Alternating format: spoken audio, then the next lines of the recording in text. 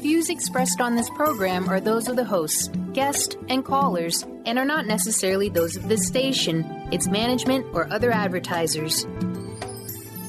You're listening to Transformation Talk Radio.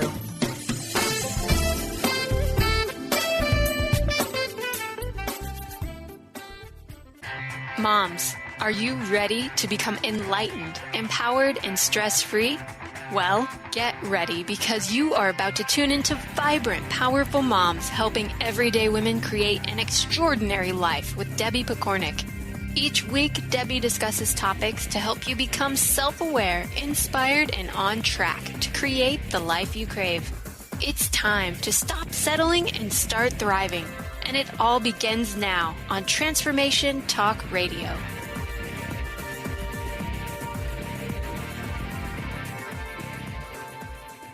Welcome to the Vibrant Powerful Mom Show. I'm your host, Debbie Pokornik, and my mission is to help you tune in to all aspects of your vibrant, powerful self so that you can fully enjoy the life you've come here to live, and by doing so, create a positive influence on the planet as a whole. Today, my guest is actually a repeat guest, someone who I enjoy immensely, named Angelia LaRue. Angie has a fascinating personal story, which she shared with us on a previous show back in September of this year. So in case you missed it, I'm going to give you a bit of her bio, but for the fascinating story, you're actually going to have to go back and listen to that one because I won't be getting into it. So here's her bio.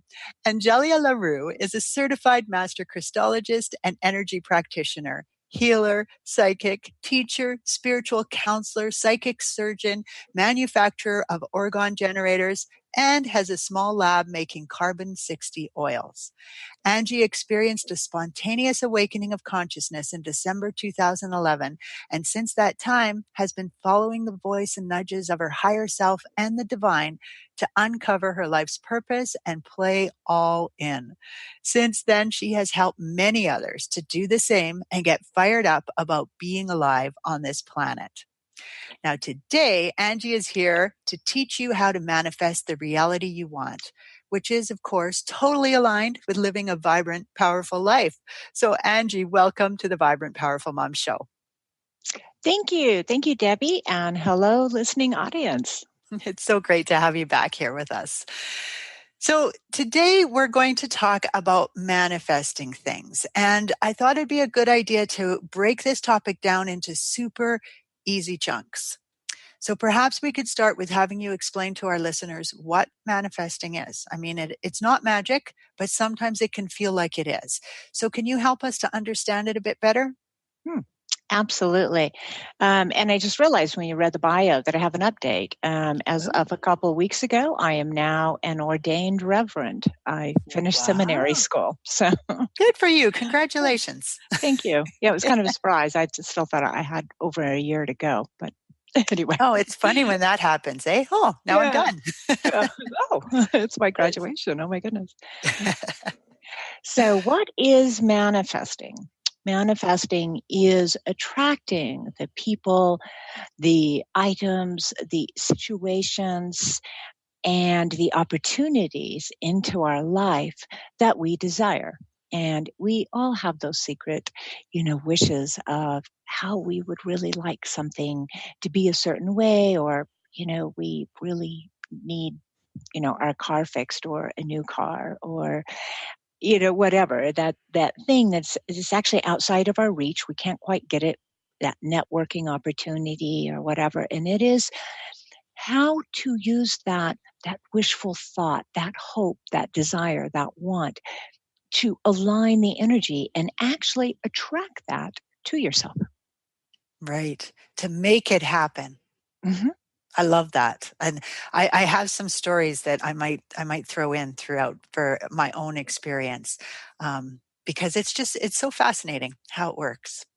So you mentioned to me that it's a great idea to practice non-attachment manifesting first. Can you explain what you mean by this? So non-attachment is really where we need to be in our psychological, emotional state. And that's really a challenge because, our car is broken down. we're having to, whatever, take the bus or rely on other people. And, we really need that new transmission.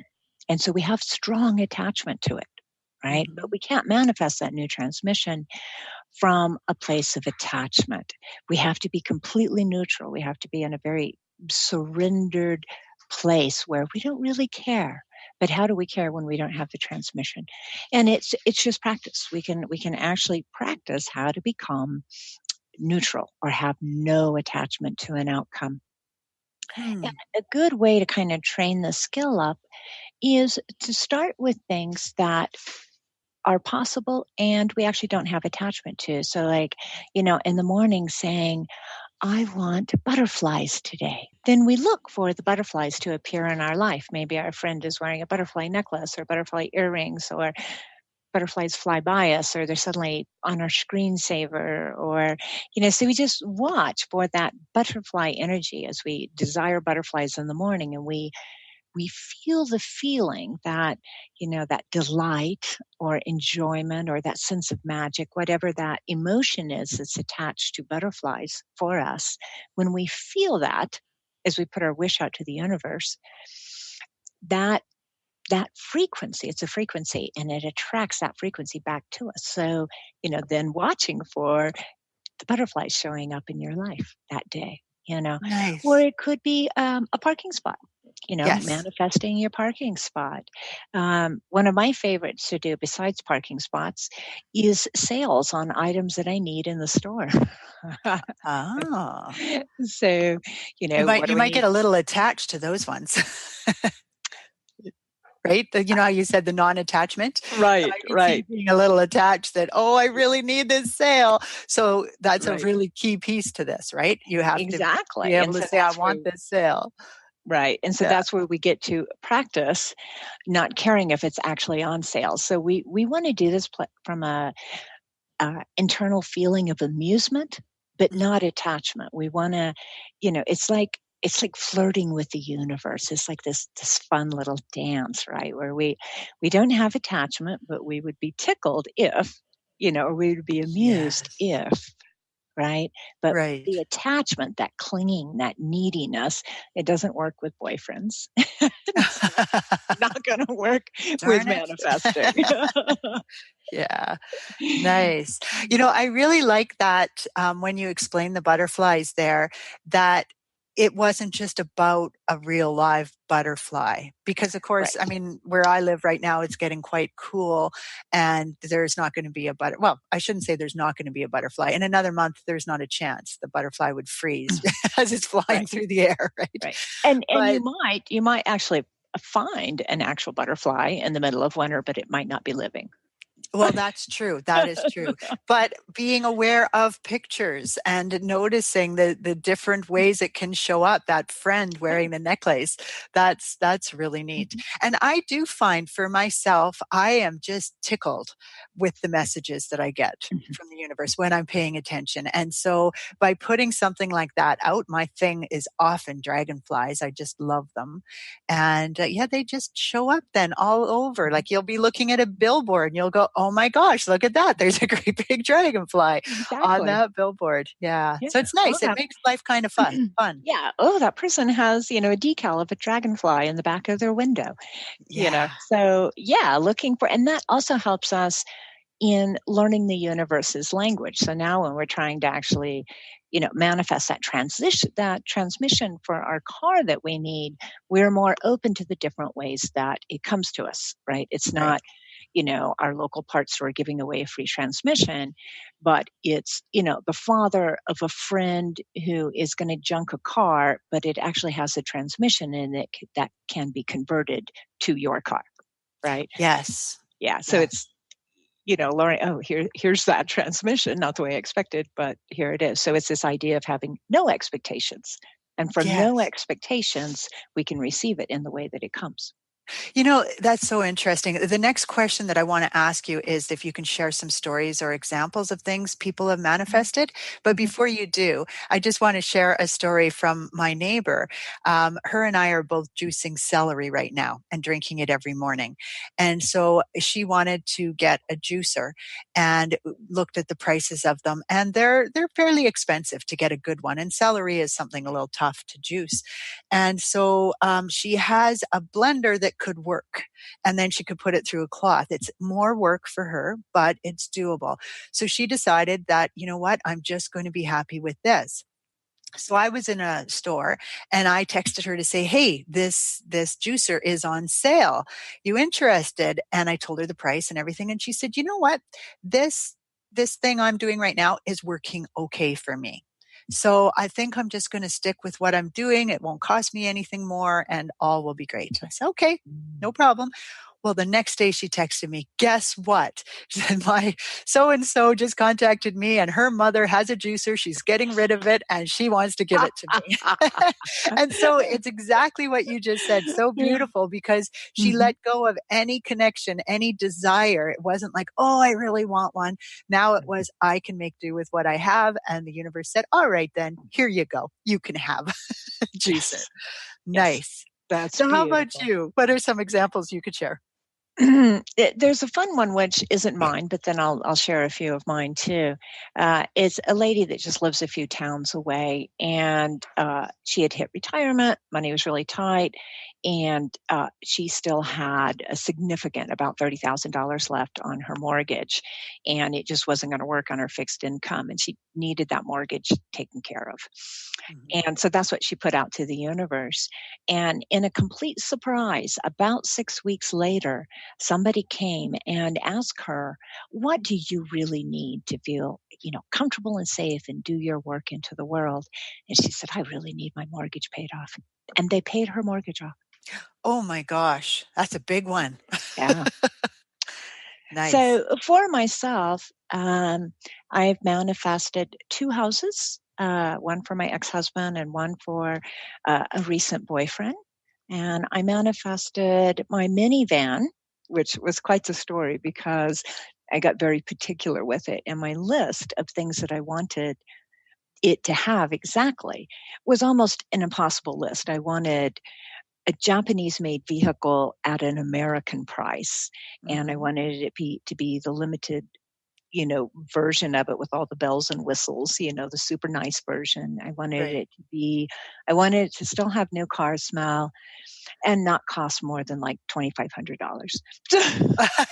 Okay, that's a tough order, a tall order. Yeah, it was almost the impossible list, and it actually came to me within about 2 weeks, and it turns out that the Mercury Villager is just skinned by Mercury, so the outside shell, but the entire engine and all the mechanical working parts are actually Toyota, Subaru, something like that. It's Japanese.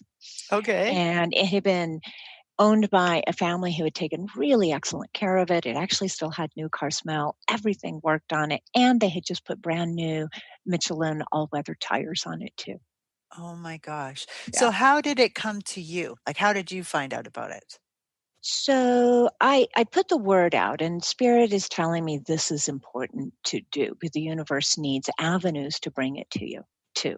And so Great. I just put the word out among people. This is what I'm looking for. If you happen to see something, let me know. And a gentleman who I had told came to me.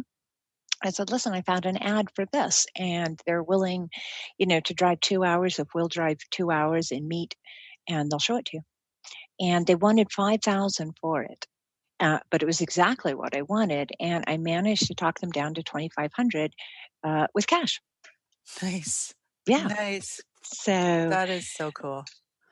Okay, so now I'm sure people are either, walking away because they don't believe us, or, and I think more of them will be doing this, they're leaning in now. They want to know, okay, so how do I do this? If you don't already know how to do this, then you want to know how to do this. So let's teach them. Okay, what can we do to teach people how?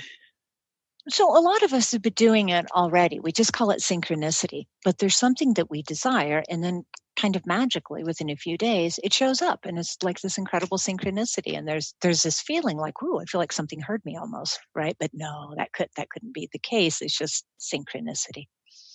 So really the difference between synchronicity and manifesting is just becoming consciously aware that we're manifestors, that we do this all the time. And, when we don't believe in manifesting and we just notice the synchronicities around us, we're actually doing that from a place of non-attachment. We're thinking about what we want, and then, oh my goodness, oh, look at that. I was just thinking about that the other day, and here it is. So practicing that non-attachment that we had when we didn't believe in manifesting in the first place is very helpful. And then practicing, and meditation helps, meditating to a point of no mind. And the reason meditation helps is it helps us learn to control our emotions and our desires and our inner head talk so that we can put our order out to the universe and do that from a very neutral place, or just the feeling of, amusement or excitement, or, oh, this is what it's going to feel like to have this wonderful new friend, right? But having zero attachment to it. If the new friend comes, oh my goodness, that'll be wonderful. And if the new friend doesn't come, that's okay, because there's this other group I wanted to join anyway, and, I don't have a lot of time, right? So that neutrality. And especially neutrality about the actual outcome, because you can, in your case, the example you shared was super specific. But sometimes you're better off not like to be specific about what you want, but not to dictate that outcome. Like it needs to come to me by this avenue. This is the way it has to come or whatever, because we actually change things, right? We're attached now because we've hooked on to the outcome. Right. And we can get super specific about what we wanted. This house that I manifested, I asked for a garden tub with no jets in it. I asked for a big, huge wooden fan if it had a fan. And there were some other specific things. I wanted landscaping taken care of. I don't want to have to be mowing the yard, et cetera, et cetera. So it ended up being an HOA where that's all taken care of. It has the garden tub. It has the big fan. It has the walk-in closet. But for the price range that I wanted, there had to be sacrifices. So I ended up with a super small kitchen. Oh, okay. So the universe will deliver it however it can. But setting time limits, I need it by this time, or something like that, that's not going to be as effective. But we could be fairly specific. You can ask for, all white butterflies from the universe or all orange butterflies, and probably get that, right? But if you want some color that doesn't exist, or you want them to all happen by 2:00 in the afternoon, that gets too specific, and that reduces the probability. So what happens then if a person wants to, let's say they need the house and they need the house before the end of the year, for example. They can't put the timeline on it? Well, if it's about the middle of the year when they're asking for that, yes. But if they're asking December 15th, it just reduces the probability a lot. The more time the universe has to kind of find, potential, right? So this is kind of how manifesting works. It is a mathematical possibility. If it is a mathematical possibility in your region, the probability increases dramatically. So if I wanted to manifest deer in my yard today, there's a super high probability I can do that because deer do come down into this town. But I'm in North America. If I wanted to manifest an elephant in my yard today, and I specified like a living actual elephant, I probably wouldn't get it. But if I didn't specify that living elephant, because that's never occurred in North America, so it's not in the probability pot, right? Right. But unless the circus is in town and the elephant happens to escape, it's not going to happen. Yeah. Exactly. But if I just specified elephant, it could happen because it could be a toy elephant a child drops. It could be, a photograph torn out of a magazine that blows in and sticks to a bush with an elephant on it. Mm-hmm. Or it could be a friend who comes with a little, pottery, something gift for me of an elephant, right? So does that make sense? It does. It makes sense. I think, like for myself, I've kind of been told not to worry about time because the universe doesn't work in the timeline that we do. It's not linear time for the universe. So I don't usually think about that, but I will put parameters on something like if I want to be part of a convention and I really want to go and I don't have the money to go, then I will put out that I need that money to come to me before the deadline for the convention. But I learned since then that I'm actually better off not to need the money to come to me, but instead to have it work out that I'm allowed to go to the convention. Exactly. Because then I might be asked to volunteer at it or something else might, come up. It that opens it up more. It allows the universe more options in how it can present it to you. Right. And it also helps us to not be so attached, right? Because we want to be in an open, surrendered, just excited to see what the universe comes up with emotional stance. So the looser we can keep that, the more our probability increases. And then keeping it within the probability pot for our region, not trying to manifest elephants in North America or something. It needs to actually exist, have the possibility, and it can be slim. It can be super slim. Another great way to practice is dice. And I spent a couple of years doing this with just practicing with friends who are manifestors. And we would try to roll the dice that we wanted, like double fives or, snake eyes or, whatever. And if you were going very specifically, like for snake eyes or double sixes, you could get it because it's in the probability pot, right? The dice it's actually there. Yeah. But the non-attachment can be an issue. Right. if you must roll it to stay in the game. Yeah, exactly. But we did good. I mean, we did incredibly good. But it was even easier to manifest like a 7 because there was multiple ways you could get 7 out of 2 dice. Right. Or a 6. Instead of double 3s, if you just want to roll a 6, there's multiple different ways the universe can deliver that 6. Right. So dice is a really good way to learn non-attachment and emptiness because it's very instant, right? You're shaking it in your hand, stating what you want, letting go utterly, and dropping the dice. So it's a very quick way to learn the state of mind and emotions that you need to be in to manifest it. And then there's this tipping point when you start manifesting what you actually want, where the ego reattaches. It gets all excited. Woohoo! Oh my God, I'm doing it. And then you can't do it again for a while until you get back to non-attachment again. Right. I have certainly manifested a job that when I first heard about the job, I told them, thank you so much for creating this job for me, because I just felt it was my job. And I had just like 2 days before sat there thinking, so I think I need to find a job. I think it's time. To go out. And this was quite a few years ago, but it, worked perfectly. And I wasn't attached to it. Once I was in the running for it, I had a few people tell me that I had very little chance of getting it because there was many other people in the running. And at first I started to buy into that. And I thought, no, you know what? I'm just going to believe it's mine because I know it's mine. And it was mine.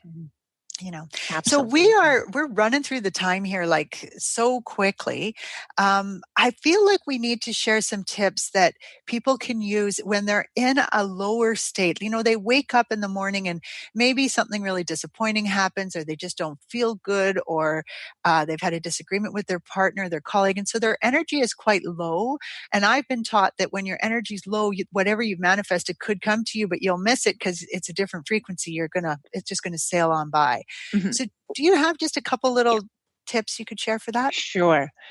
Or when you're in a low frequency, you're still manifesting. You're just manifesting things you don't want. Exactly. So 2 of the quickest things I can think of, or 3 of them. The first would be meditating, but that can be very difficult. Another thing that works is anything that makes you laugh. go to a joke Nice. site or go watch kitten videos or doggy videos, right? Get your frequency up, something that makes you laugh. And another thing that works really well to raise your frequency is music, particularly if it's something that makes you want to dance. And you can change your frequency in about 5 minutes, pretty Nice. effectively, unless you allow your mind to continue to ruminate about whatever it was that caused the low frequency in the first place. So if you don't control your brain and you let it just keep chewing on that bone, you won't be able to change your frequency. But if, you're just like, I don't like feeling like this, I'm going to stop my thoughts and I'm going to put some good music on and have that bagel I've been wanting to have, boom, you can switch your frequency really quickly. Yes. And that's where you call up a girlfriend and you say, okay, I just need to laugh. Like, Right. let's Make me just, laugh. yeah. Oh my gosh. Yeah. I love it. And to me, those are really great tips to remember, especially the not ruminating, because I think we do get stuck in that place of, I'm still worrying about my son or whatever, Right. instead of letting go of that and saying, okay, I'm going to trust here and I'm just going to raise my level. I'm going to put on some music. I'm going to talk to my friend. I'm going to laugh. Yeah. You can stay connected with Angie through her website at crystalarrays.com. That's crystalarrays.com. That address will be up on the blog that is attached to this interview at empoweringenergy.com. And while you're there, you can sign up for a free 15-minute consultation, or you can check on my same blog and get the address for her YouTube video called 7 Ways to Calm Yourself and Raise Your Frequency. Angie, thank you so much for joining us again today. It has been wonderful talking to you about manifesting. And I love when we're able to take something and then break it down into nice, easy pieces so people are able to take it and start using it right away. So thank you so much for coming on. Thank you to our listeners. You are why we do this. So thank you for listening. With much respect for you and the journey you are on, this is Debbie Pokornik and her guest, Angelia LaRue, wishing you a vibrant and powerful day. You've been listening to Vibrant, Powerful Moms with host Debbie Pokornik. If you've enjoyed this show, please give us a shout out and leave us a positive review. To find out more about Debbie and her sisterhood of vibrant, powerful moms, visit empoweringenergy.com. That's empowering with letters NRG.com.